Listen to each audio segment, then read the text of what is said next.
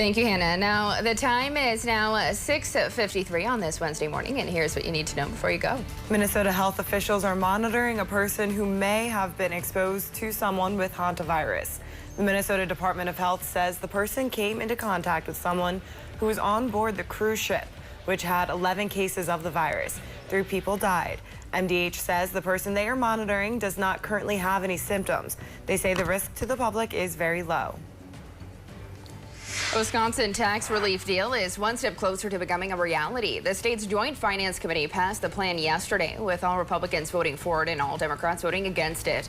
Democratic Governor Evers backed the plan. Final votes on the plan are scheduled for today. The plan includes $300 tax rebates for single taxpayers and $600 rebates for married couples who filed jointly. It would also eliminate tax for states on tips and overtime. Community leaders across Duluth came together Tuesday to tackle one of the region's most pressing challenges, homelessness. CHUM, the Damiano Center, and Union Gospel Mission, 3 of the Twin Ports' key organizations serving those who are homeless, are pledging to join forces in a new collaborative initiative called Pathway Forward. The new initiative will function like a triage hub that helps people move from crisis to stability.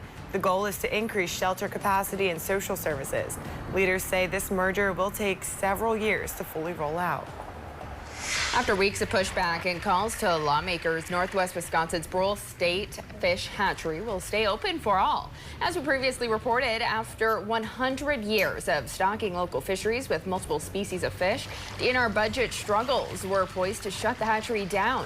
Stocking of brown trout alone would be cut by 65% if the hatchery closed. However, after tremendous pressure from anglers and outdoor enthusiasts, funding was unanimously approved yesterday in Madison. Representative Angie Stroud of Ashland confirmed the news last night, thanking everyone who spoke up, shared stories, and helped fight for the facility.